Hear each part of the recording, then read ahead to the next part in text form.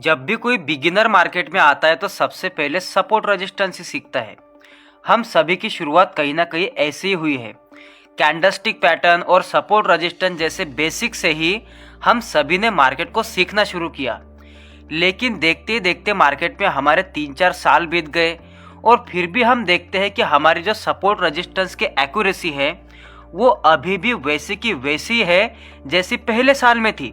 No doubt हमने knowledge बहुत gain कर लिया, हमने जानकारी बहुत गेन कर ली। पहले साल के कंपैरिजन में तीसरे चौथे साल में हम लोग सपोर्ट रेजिस्टेंस के बारे में बहुत कुछ जानते हैं। लेकिन आज भी हमारी हालत ऐसी है कि अगर हम इस लाइव चार्ट पे जाए, जब भी मार्केट हमारे सामने लाइव चल रहा होता है तब हम बार बार सपोर्ट रेजिस्टेंस को रॉन्ग प्लेस करते हैं, गलत ट्रेड करते हैं और उसी पे लॉसेस आज भी कर रहे हैं। अब देखिए, इसका मतलब ये नहीं है कि सपोर्ट रेजिस्टेंस सीखना बहुत ज़्यादा मुश्किल है, कि इसको कम से कम 5 साल तो लगने ही वाले हैं। ऐसी बात नहीं है, ये एक मिथ है। एक्चुअली में क्या है कि गलत डायरेक्शन में सीखना ही हमें महंगा पड़ रहा है। ठीक है, आपको एक एग्जाम्पल के थ्रू समझाता हूँ। मान लीजिए आप यहाँ पर हो, ठीक है। अब आपको यहाँ जाना है, ये है आपका टारगेट। इसका अंतर है 2 किलोमीटर, आपको बस 2 किलोमीटर जाना है इस डायरेक्शन में। अब आपने क्या किया, आपने गलत डायरेक्शन पकड़ ली, इसके अपोजिट की। अब आप यहाँ पे कितने भी भागते भागते 100 किलोमीटर भी आगे चले गए, तो क्या मुझे बताइए, क्या कभी आप यहाँ पे पहुँच सकोगे? आप जिंदगी भर भाग लो, आप कभी यहाँ पर नहीं पहुँच पाओगे। तो एक्चुअल में यह 100 किलोमीटर जाने जितना मेहनत का काम नहीं भी था, ये आपको बस 2 ही किलोमीटर जाना था और आप बहुत जल्दी जा चुके होते। क्या हुआ? गलत डायरेक्शन की वजह से। अब इसमें क्या होता है कि क्या आपने मेहनत नहीं करी? मेहनत तो आप बहुत कर रहे हो, आप एक जगह पे थोड़ी खड़े हो, आप बिल्कुल भाग रहे हो, गलत दिशा में बिल्कुल भाग रहे हो आप लोग, ठीक है। लेकिन सही दिशा में जाने के लिए शायद उतनी मेहनत लगती भी नहीं। अगर मैं आपको ऑनेस्टली बताऊं तो सपोर्ट और रेजिस्टेंस जैसे टेक्निकल को मास्टर करने के लिए तो मैक्सिमम आपको 2 से 3 महीने मैक्सिमम बोला मैंने।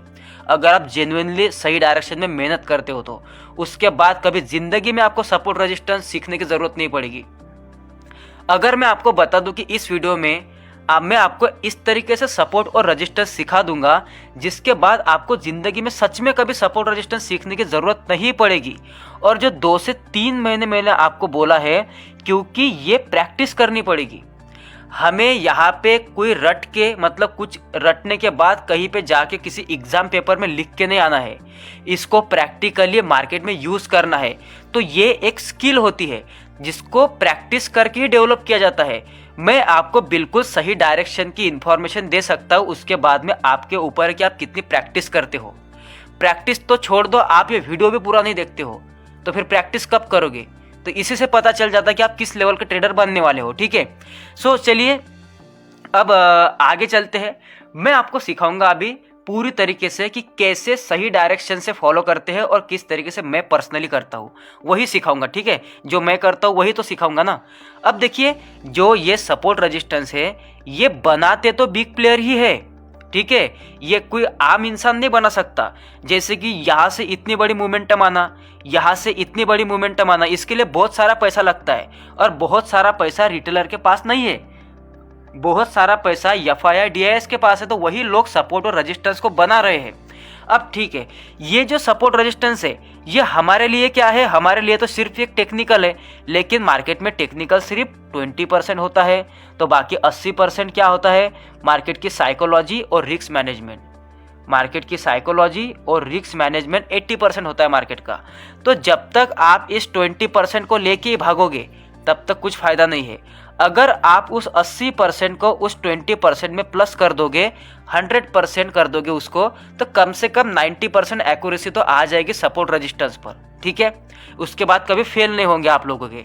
अब उसको कैसे करना है, उसका तरीका क्या है, चलिए जानते तरीका स्टेप बाय स्टेप एकदम आराम से, ठीक है।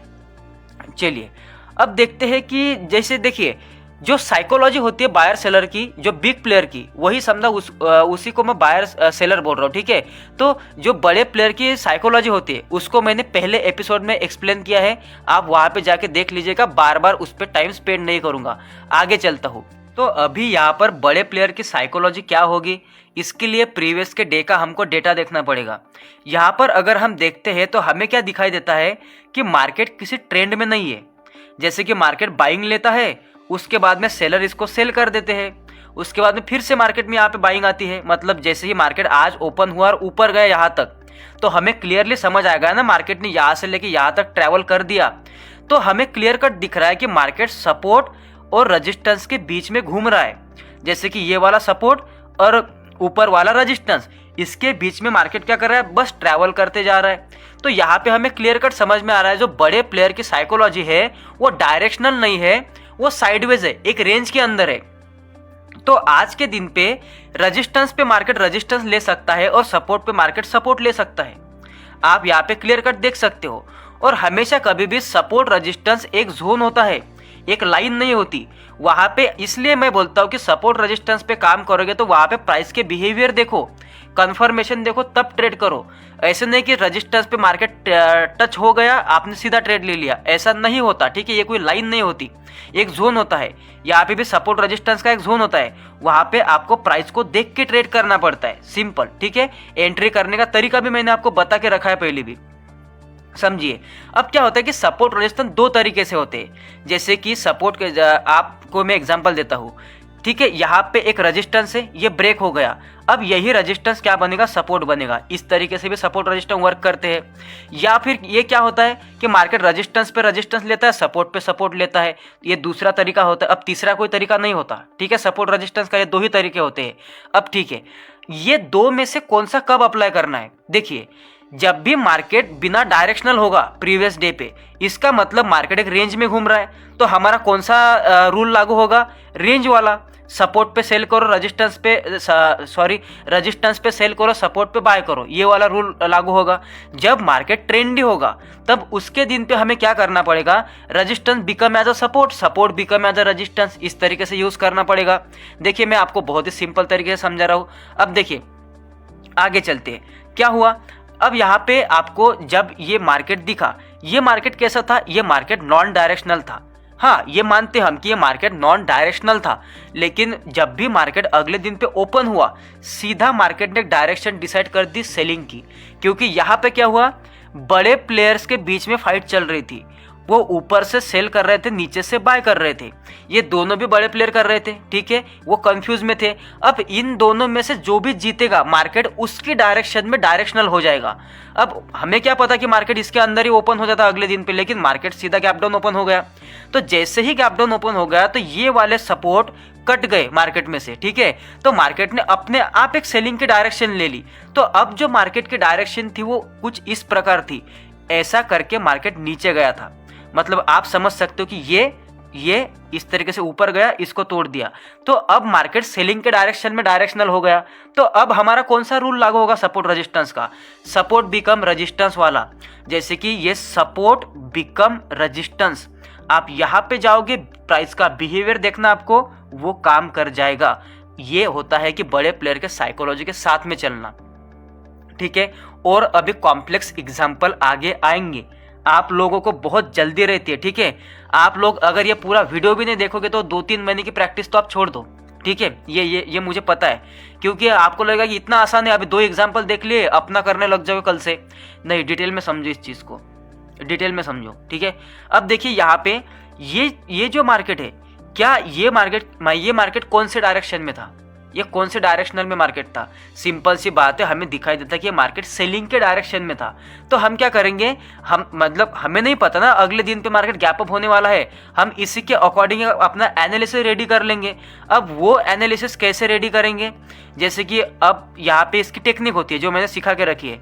पूरा डे हाई से लेके डे लो तक क्या करना है हम लोग को, 38 और 50 का एक जोन मार्क करना है। जैसे कि ये आता है 3850 का जोन, एक फिप का जोन होता है, जो कि एक डिमांड और सप्लाई जोन होता है एक बड़े प्लेयर का। ठीक है, यहाँ पे ये मार्क कर लिया। अब हमारा क्या व्यू है कि मार्केट नीचे गया, यहाँ से मार्केट रेजिस्टेंस लेगा, इसका मतलब ये जो प्रीवियस का सपोर्ट है, ये प्रीवियस का सपोर्ट, ये यहाँ पे रेजिस्टेंस बनेगा, ये हमारा व्यू है। लेकिन प्राइस का बिहेवियर देखे बिना ट्रेड नहीं करना, वरना 100% एक्यूरेसी नहीं आएगी। ठीक है, वरना वो एक्यूरेसी फिर से कम हो जाएगी। हम वैसे ही करते हैं, इसके पहले बिहेवियर देख के करना है। लेकिन मार्केट यहाँ पे क्लोज हो गया। अब क्या करते हैं, अब देखिए यहाँ पे क्या हुआ कि जैसे ही मार्केट अगले दिन पे गैप अप खुल गया, क्या हुआ, ये लेवल फेल हो गई। अब ये लेवल फेल होने का मतलब ये नहीं है कि लेवल ऐसे हट जाएंगी, नहीं, ये लेवल सेलर के लिए थी, तो ये लेवल बाइंग के लिए बनेगी। तो ये लेवल यहीं पे रहने दीजिए, क्योंकि यहाँ पे जब भी मार्केट आया तो यहाँ से बाइंग लेगा, ये सिंपल सी बात है, ठीक है। तो इस दिन पे हम इंतजार कर रहे थे कि मार्केट अगर यहाँ पे आएगा तो बाइंग लेंगे। इसमें कोई सपोर्ट रेजिस्टेंस का कंसेप्ट नहीं था, लेकिन इसमें एक कंसेप्ट था सपोर्ट का, जो ये प्रीवियस का सपोर्ट है ये फिर से रीएक्टिवेट हो गया है। सपोर्ट रेजिस्टेंस ऐसे भी काम करते हैं, जैसे कि आपने इस तरीके का एक पैटर्न देखा होगा, इसको बोलते हैं हेड एंड शोल्डर, ठीक है। इसमें क्या होता है कि ये जो रेजिस्टेंस है ये तो ब्रेक हो गया, लेकिन रेजिस्टेंस ब्रेक होने के बाद फिर से मार्केट अंदर आने के बाद सेम रेजिस्टेंस काम कर गया, इसको बोलते हैं रेजिस्टेंस का रीएक्टिवेशन, ठीक है। और इसी तरीके से एक इन्वर्टेड हेड एंड शोल्डर होता है, जैसे कि ये ऐसे और ऐसे। तो मार्केट में एक्चुअली में यहां पे वही हुआ है, ठीक है, ऐसे गया, ऐसे और ऐसे, मतलब ये फिर से रीएक्टिवेट हो गया। तो कंसेप्ट मेरा समझ जाए कि मैं सपोर्ट रेजिस्टेंस को किस तरीके से आपको समझाने की कोशिश कर रहा हूं, तो ये है। लेकिन फिर मार्केट दिन भर यहाँ पे आया नहीं, अगर आया मार्केट तो ऊपर चला जाता पक्का, तो ठीक है। तो हमें पता है कि जो एक्चुअल आज के दिन पे अगर बायर को आना है तो ये वाला जोन है, लेकिन मार्केट इसके पहले ही बाइंग जाने की कोशिश कर रहा है, तो इसका मतलब मार्केट में 100% पावर नहीं आएगी। अगर वो एक्चुअल एक जोन पे आके बाइंग नहीं लेगा तो मार्केट में 100% बाइंग की पावर नहीं आएगी। तो इसका मतलब क्या होगा कि कोई बड़ा मोमेंटम बाइंग की तरफ नहीं आ सकता। चलो ठीक है, तो हम क्या करेंगे, क्या ये रेजिस्टेंस फिर वर्क कर सकता है? एब्सोल्युटली कर सकता है, कर सकता है, क्योंकि इस रेजिस्टेंस को ब्रेक करने के लिए तगड़े बायर चाहिए होंगे ना, क्योंकि यहाँ पे एक प्रूवन रेजिस्टेंस है जहाँ से बहुत बड़ी सेलिंग आई है। तो इसको तोड़ने के लिए बहुत ज़्यादा बायर की पावर चाहिए होगी, और एक्चुअल बायर तो आएंगे यहाँ पे। अब ये पूरी की पूरी साइकोलॉजी है, ये साइकोलॉजी की पूरी क्रोनोलॉजी समझ रहे हैं हम लोग कि कैसे कोई सोच रहा है, और उससे हम प्रेडिक्ट कर सकते हैं कि सपोर्ट टूटेगा या फिर काम करेगा। तो यहाँ पे आपको बिंदास होकर काम करना है, यहाँ पे टेंशन लेने की जरूरत नहीं। इसके टूटने के चांसेस 10% है, 90% चांसेस है कि ये रेजिस्टेंस काम ही कर जाएगा मार्केट में, यहाँ से बार बार सेलिंग ही आती जाएगी, क्योंकि नीचे से तोड़ने वाले पूरे नहीं है, नीचे से तोड़ने वालों की पावर बहुत डिवाइडेड है। यहाँ पे कोई एक्चुअल बायर नहीं आए हैं मार्केट में। ये हो सकता है रिटेलर्स की बाइंग हो सकती है या फिर कुछ भी हो, लेकिन वो उतने पावर की बाइंग नहीं है, ठीक है। तो ये रेजिस्टेंस बार बार काम करता रहेगा, तो यहाँ पे बिल्कुल ट्रेड सेफली प्लान कर सकते हो। आपको पहले से पता चल जाएगा कि ये रेजिस्टेंस को आप एज ए रेजिस्टेंस ट्रेड कर सकते हो, सिंपल सी बात है। चलिए आगे समझाता हूँ। देखिए कैसे अलग अलग सिनेरियो आएंगे तो अलग अलग आपको पता चलेगा। अब यहाँ पे देखिए ये क्या हो गया, अब समझिए इस चीज़ को। देखिए ये तो सेलर थे, ठीक है, यहाँ पे सेलर आए, ये दिन तो सेलर का था। तो हम लोग तो ऐसे एनालिस करके बैठेंगे ना कि इस वाले हाई से इस वाले लो तक हमने फीब लगा दिया, ठीक है, यहाँ पे फीब लगा दिया, और यहाँ पे जो 38 और 50 का हमारा जोन आता है, ठीक है, यहाँ पे 38 और 50% का हमारा जोन आता है। आप लोग इसको इस तरीके से भी कर सकते हो, मैं आपको एक बताऊंगा वो कॉन्सेप्ट, ठीक है, लेकिन वो ट्रेड हो सकता है कि आपके उसमें अंदर एक हर्डल आएगा, ठीक है, आपको उसको बताता हूँ। अब देखिए इसके हिसाब से क्या होता है कि जो एक्चुअल प्लेयर्स मार्केट में आएंगे सेलर के, वो यहाँ पे आएंगे, ठीक है। तो ये हमारा कंसेप्ट क्या हो रहा है कि ये जो प्रीवियस का रेजिस्टेंस है, सॉरी सपोर्ट है, यहाँ पे आप देख सकते हो कि यहाँ पे कौन सा सपोर्ट यहाँ पे मैच करता है हमारे जोन के साथ में, ये वाला मैच करता है, जैसे कि ये वाला सपोर्ट पॉइंट। तो ये वाला जो सपोर्ट पॉइंट है, ये वाला सपोर्ट पॉइंट, ये अब एक रेजिस्टेंस की तरह काम करेगा, क्योंकि ब्रेक हो गया। तो ये पहले सपोर्ट था, अब ये रेजिस्टेंस की तरह रिएक्शन करेगा। तो ये हमारा व्यू था, लेकिन मार्केट गैप अप हो गया। तो इसका मतलब क्या है कि ये जो सेलर की लेवल थी ये बाइंग की लेवल बनेगी। समझ में आई बात? लेकिन इसमें एक चीज होती है इस मार्केट में कि इसने डे हाई के ऊपर ब्रेक कर दिया, ये चीज थी। मतलब अगर इसने डे हाई के ऊपर ब्रेक किया तो ये जो सेलिंग की मूवमेंट है इससे भी ज्यादा लेंथ की मूवमेंट में बाइंग की बन जाती है। इसलिए क्योंकि देखिए यहाँ पे जो मार्केट था वो इसके अंदर ओपन हुआ था, प्रीवियस के डे के हाई के अंदर। तो हमारे लिए ये लेवल अभी भी रिमेन रह गई थी, ठीक है। लेकिन अगर मार्केट समझे, मैं आपको लेंथ के हिसाब से बताता हूँ, जैसे कि समझिए यहाँ से हम लोग क्या करते हैं, मेजरमेंट कर लेते हैं यहाँ से लेके सेलिंग का लो तक, ठीक है। कितना पॉइंट था? 238 पॉइंट, ठीक है। अब यही से लेके बाइंग के लो से लेते हैं, बाइंग के लो से लेते हैं इस वाले हाई तक, सॉरी मैंने फिब लगा दिया, इसको मेजरमेंट करते हैं लो से, यहाँ से लेके अब यहाँ तक लेके चलते हैं। कितने पॉइंट हो गए? 250 पॉइंट हो गए, ठीक है। तो सबसे ज़्यादा लंबी मोमेंटम कौन सी है? 2 दिनों में भले वो गैप अप हो जाए, लेकिन क्योंकि बायर और सेलर एक दूसरे को टक्कर दे रहे ना, तो किसने सबसे ज़्यादा टक्कर दी? बायर ने। इन्होंने सबसे ज़्यादा पॉइंट कम है क्योंकि डे हाई के ऊपर ओपन हो गया। इसी वजह के डाउट के वजह से मैं क्या करता हूँ कि फिर ये यहाँ से सिर्फ बायर को मेजर कर लेता हूँ इस तरीके से, और फिर इनका 3850 का जोन मार्क करता हूँ। आपको आइडिया आ गई मैं किस दिन पे किस तरीके से फिब लगाता हूँ? क्योंकि मैं देखता हूँ कि किसकी मोमेंटम अच्छी खासी है। जिसकी अच्छी मोमेंटम होगी कंटिन्यूशन के चांसेस उनके ही होते। जैसे कि अगर इस सेलर को भी, मतलब इस सेलर से भी ज़्यादा ये बाइंग की मोमेंटम स्ट्रांग है, तो ज़्यादा चांसेस तो यही है ना कि पुल बैक के बाद बाइंग ही मार्केट इस तरीके से क्या बोलते हैं उसको कंटिन्यू करेगा।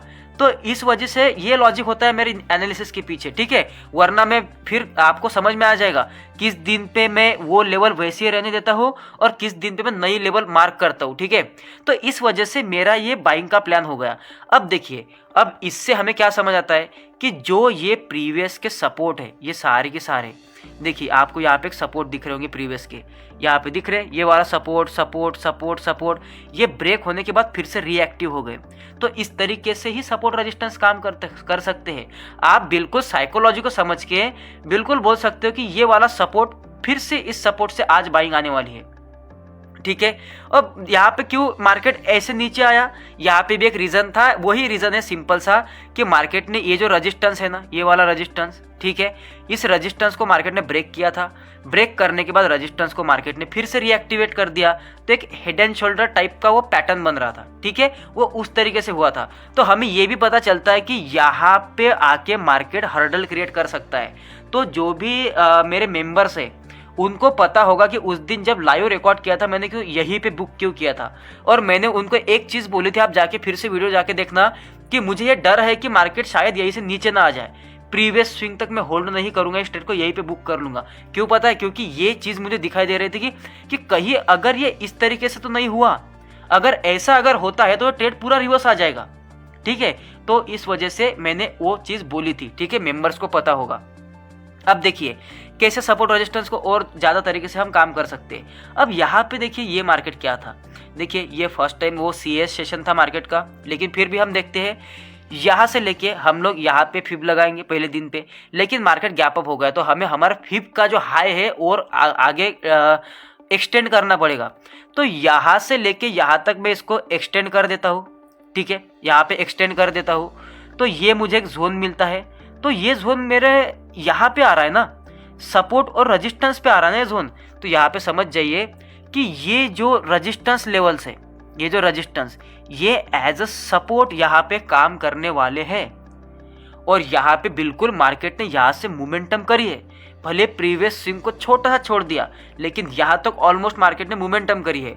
अब मार्केट में उसके आगे क्या होता है, यहाँ पे अगर आपका ट्रेड चल रहा है तो यहाँ पे जाने के बाद आप लॉस तो नहीं लोगे, मतलब ऐसे तो नहीं हुआ कि आपने सपोर्ट पे बाय किया, लॉजिकली बाय किया और मार्केट ने सीधा सपोर्ट फेल कर दिया, ऐसा नहीं होता, ऐसा नहीं होता, ठीक है। मार्केट यहाँ पे आके ब्रेक किया, उसके बाद में इसी को एक रेजिस्टेंस जोन बना के मार्केट गिरा है।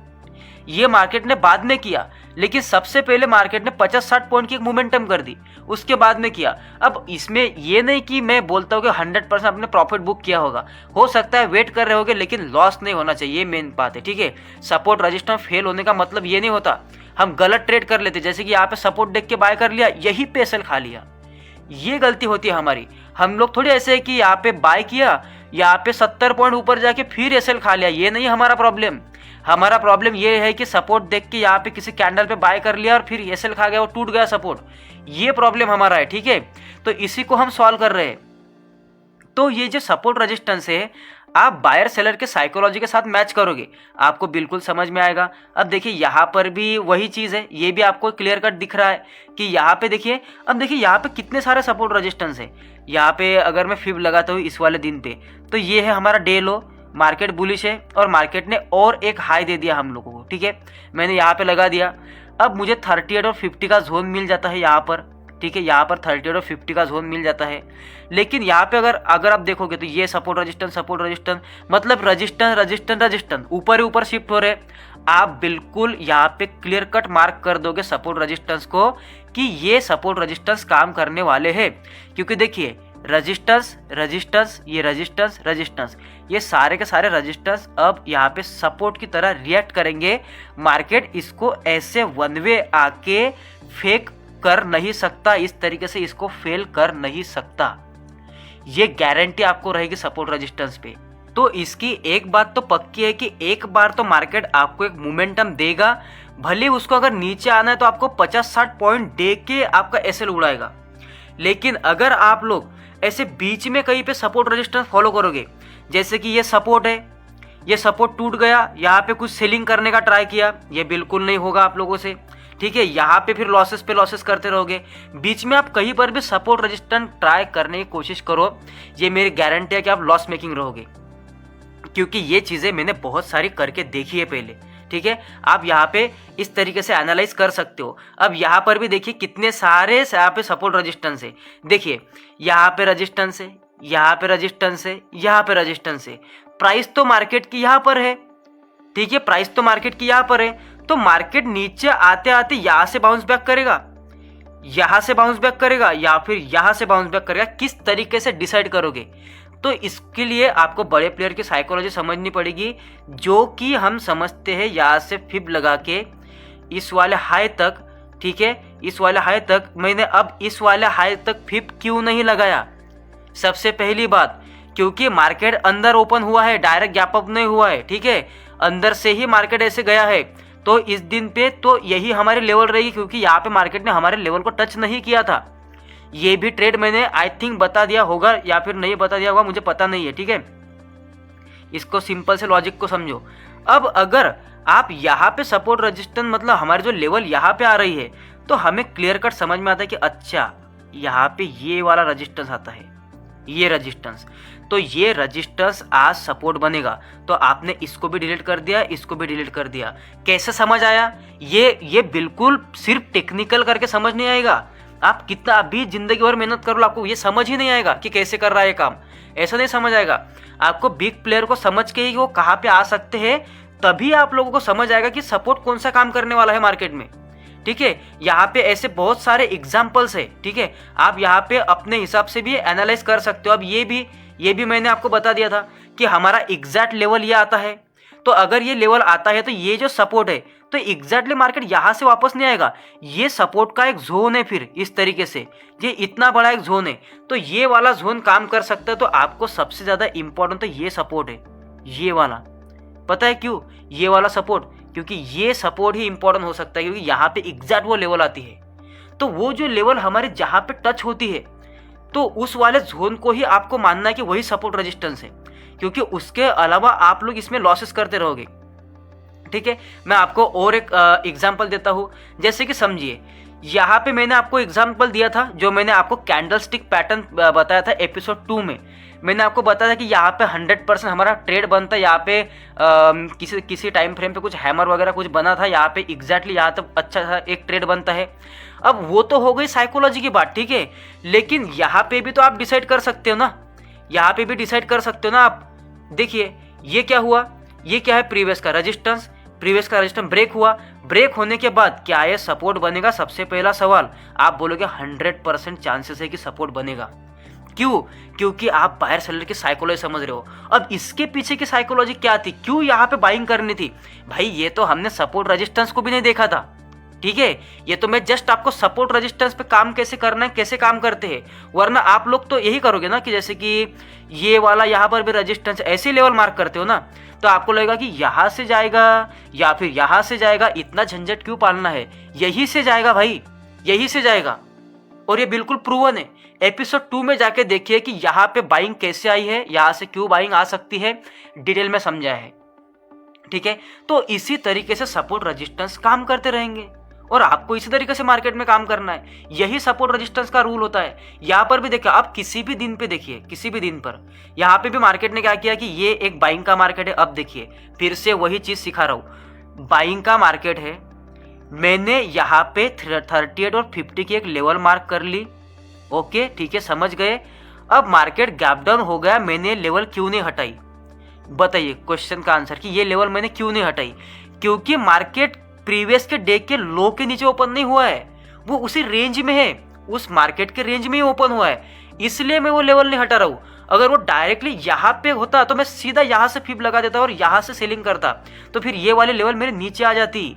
समझ गए डिफरेंस? वरना आप लोग बहुत डाउट करते हो कि सर आप कभी फिब ऐसा लगाते हो कभी वैसा लगाते हो। ये नियम लिख लो, बार बार तो कहता हूँ यार लोग आपसे, आप हल्के में लेते हो किसी भी नॉलेज को, लिख लो लिख लो लिख लो, वरना बार बार भूलते रहोगे और कहीं ना कहीं गलत चीजें करते रहोगे। अगर गलती से भी ऐसा कहीं फिब लगा कि यहाँ पे कोई सेल मार दिया तो भाई बोल दोगे कि मैंने आपने बताया था उस तरीके से करने की कोशिश हुई, वो तो फेल हो गया। वो ऐसा नहीं होता। ठीक है, आप समझ जाइए, इसके अंदर ओपन हो गया तो मैं ये इस लेवल को हटाऊंगा नहीं, यही बायर की लेवल सेलर की लेवल बन जाएगी मेरे लिए। अब इसमें सपोर्ट रेजिस्टेंस कहाँ पे आता है? अरे सिंपल सी बात है भाई, क्लियर कट समझ में आ जाएगा कि ये जो यहाँ पे लेवल्स दिख रहे हैं आपको, इसको मर्ज कर दो, सब लेवल्स को कर दो इसको। ये क्या है? ये सपोर्ट रेजिस्टेंस ही तो है मार्केट के। आपको पता नहीं है, अब आपको क्लियर कट पता चल जाएगा कि एग्जैक्टली सपोर्ट रेजिस्टेंस से आने वाली है सेलिंग। ये जो सपोर्ट है ये काम करने वाला है। उसके साथ साथ आप ये भी बोल दोगे कि ये जो चार्ट पैटर्न है डबल टॉप का, ये इसका ब्रेकडाउन भी काम करने वाला है, इसका रिटेस्ट भी काम करने वाला है। सिंपल सी बात होती है, साइकोलॉजी हर तरीके में है। आपका हर एक टेक्निकल, मैं आपको बार बार बोल रहा हूं, आपका हर एक टेक्निकल साइकोलॉजी से अलाइन है मार्केट में। क्योंकि वो बड़े प्लेयर आपका एम पैटर्न, वो मतलब जैसे कि समझे कि आपका सपोर्ट रेजिस्टेंस देख के वो ट्रेड नहीं कर रहे, वो ट्रेड कर रहे हैं इस वजह से सपोर्ट रेजिस्टेंस बन रहे हैं। वो नहीं सपोर्ट रेजिस्टेंस को देख के ट्रेड कर रहे, वो तो सिर्फ एक ही चीज को फॉलो करते हैं, उसका नाम है प्राइस। सिर्फ और सिर्फ प्राइस, उनको बस प्राइस और धंधे का सिंपल नियम, सस्ते में खरीदो महंगे में बेचो, बस उसके ऊपर नहीं चलते वो लोग। और इसीलिए मैं उनके माइंडसेट से चलता हूँ। सबसे पहले मैं सस्ता और महंगा प्राइस निकाल लेता हूँ मार्केट से, फिर मैं अपने टेक्निकल्स वहाँ पे अप्लाई करता रहूंगा, फिर मैं अपने बहुत सारे लेवल निकालूंगा कि अच्छा ये सपोर्ट रेजिस्टेंस ये बाद में आता है मेरे लिए। सबसे पहले मेरे लिए सेलर बायर की एक साइकोलॉजिकल लेवल आती है, उसके बाद में मैं करूंगा कुछ भी हो जाए, फिर उसके बाद में करूंगा कोई भी स्ट्रैटेजी हो जाए उसमें। ठीक है, तो ये चीज समझिए कि जो बड़े प्लेयर होते ना वो बनाते हैं, वो देखकर नहीं करते। आपको लगता होगा कि किसी बड़े FII ने देखा होगा कि अच्छा यहाँ पे तो सपोर्ट है, तो अच्छा यहाँ पे सपोर्ट रेजिस्टेंस हो सकता है, यहाँ पे सेल करेगा। फिर क्या उनका डिसीजन इस सपोर्ट को लेके था? नहीं, ऐसा नहीं होता। उनका डिसीजन इस सपोर्ट को देख के नहीं था, उनका डिसीजन प्राइस को देख के था।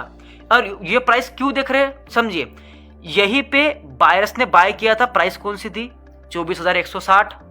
अब फिर से वही प्राइस आ गई 24,160। इसका मतलब उनके दिमाग में 24,160 की प्राइस इंपॉर्टेंट थी, इसीलिए तो यहाँ पे बाइंग करी थी उन्होंने। और जब मार्केट उस प्राइस के नीचे है तो वही प्राइस अब उनके लिए रेजिस्टेंस बन गई, तो वो प्राइस को फॉलो कर रहे हैं। ठीक है, तो इसको समझिए। तो सपोर्ट रेजिस्टेंस अपने आप बन रहे फिर उस वजह से। तो सपोर्ट रेजिस्टेंस वो मेकर है मार्केट के, वो मार्केट को देख के नहीं ट्रेड कर रहे आगे।